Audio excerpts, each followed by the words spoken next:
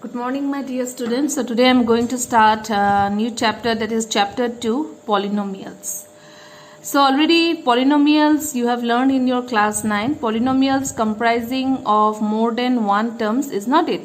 So here you have to first learn the types of polynomial. So there are three categories of polynomial. First is linear polynomial. So in linear polynomial our highest degree is always 1. So if you see this x to the power 1, here u to the power 1, you can see both the example. The highest degree for linear polynomial is always 1. Similarly, for quadratic polynomial, how you will check? Your degree must be 2. So if you see the polynomial of this variable x, highest degree is 2. And if you see this polynomial of variable t, highest degree is 2. Okay, so cubic means what? Cubic means your highest degree must be 3. So if you see your first example, it is of variable x and your highest degree is 3. And in second equation, do not consider a number of terms. You have to see the highest degree of that equation. So here you can see there are only 2 terms, but if you see this variable t, it has the highest power as 3. So this will fall under cubic polynomial. Okay. So this is the types of quadratic polynomial. Second is geometric meaning of zeros of a polynomial. So don't get confused with the zeros. Zeros means ultimately the factors. Zero means a factors of this equation. So for example, if you take this quadratic equation 2x square plus 3x plus 5, how you will find its zeros, or how you find the factor? Using factor theorem, middle term splitting, isn't it? And that you get 2 values of x, that is known as what? Factors, when you are learning in class 9. Now that factors will be changed into term zeros. Okay. Now if you see, there are 4 different diagrams you can see here. Now how to calculate the zeros? By looking at this diagram. So always focus on your x-axis, whether it is positive axis or whether it is negative side of x-axis. Always focus where the point is locating. So if you see the first diagram, you have only 1 0. If you see on the second diagram, you are having 2 zeros, one on positive x-axis and one on negative x-axis. Okay.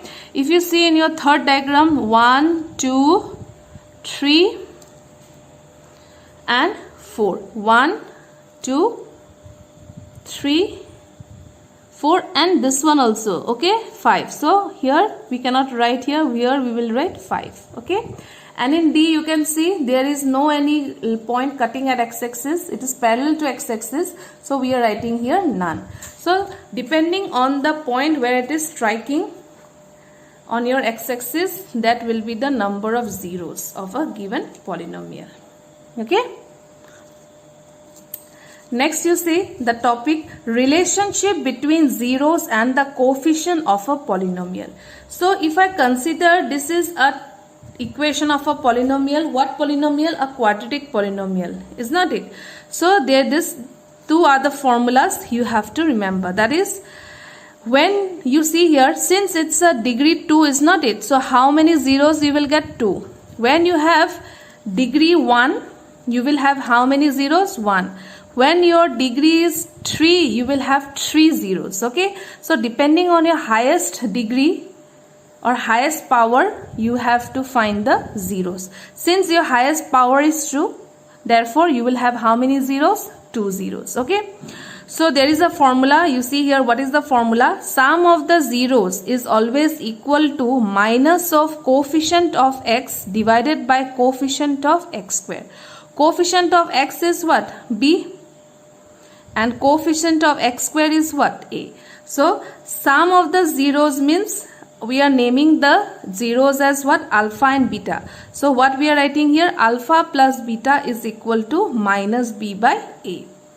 And product of the zeros is given equal to constant term divided by coefficient of x square. So product of zeros, we are writing what? Alpha into beta equal to constant term is what? Your c divided by coefficient of x square, that is your a. For example, you see this is a equation given to you. So if you see here, alpha plus beta will be minus what? Coefficient of x. So coefficient of x is what? 3. divided by coefficient of x square is what? 5. That's why we are writing here alpha plus beta equal to minus 3 by 5. Okay. And product we are writing what? Constant term is your 6 divided by coefficient of x square is what? 5. So we are writing what? Alpha into beta is equal to 6 by 5. Okay, so based on that topic you will be given a question. This is important, okay, for board exam also. So the question is, find the zeros of the quadratic polynomial. So you are given a quadratic polynomial, that is x square plus 7x plus 10, and verify the relationship between zeros and coefficient. Okay. So first of all, what we will do is, let us write the equation. Then you write what? Alpha plus beta, that is sum of the zeros, will be equal to minus b by a, that is minus 7, and alpha into beta is what? C by a, that is 10. Okay.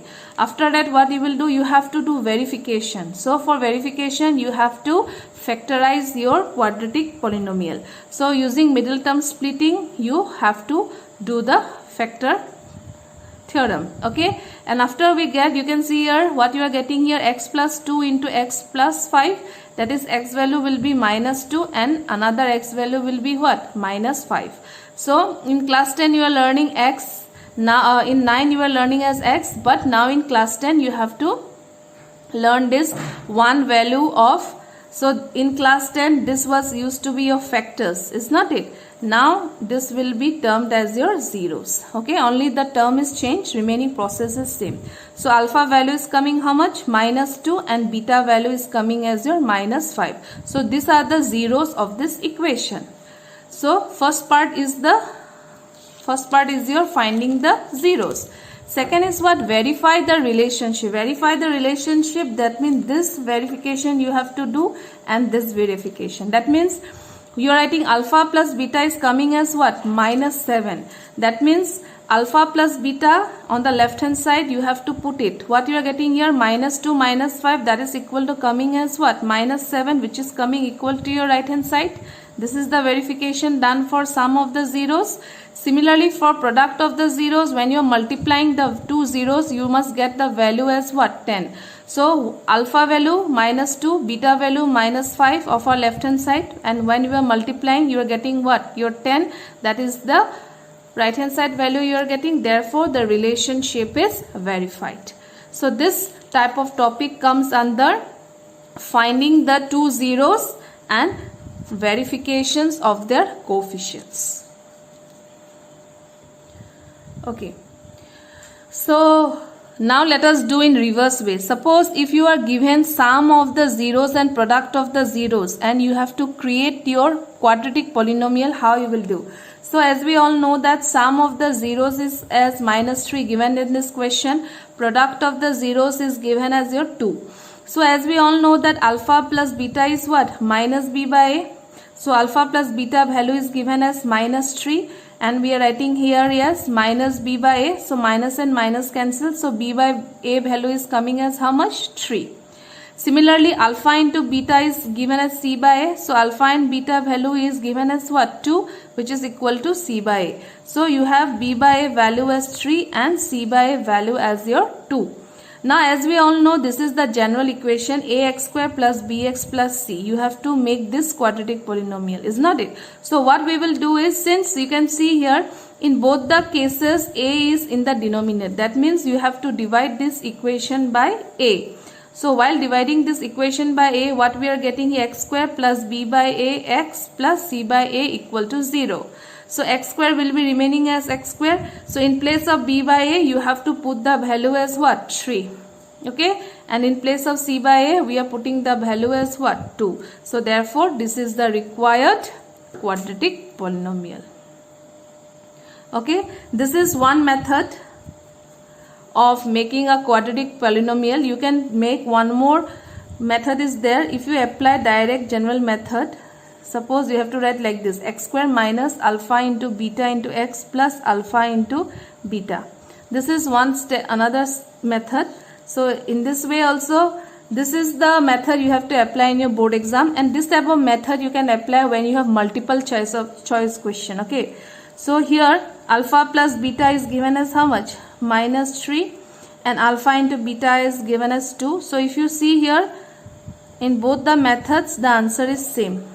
Okay, but theoretically 2 or 3 marks question you have to follow this method, and this method you have to follow when you are given multiple choice question, because you cannot waste your time, is not it?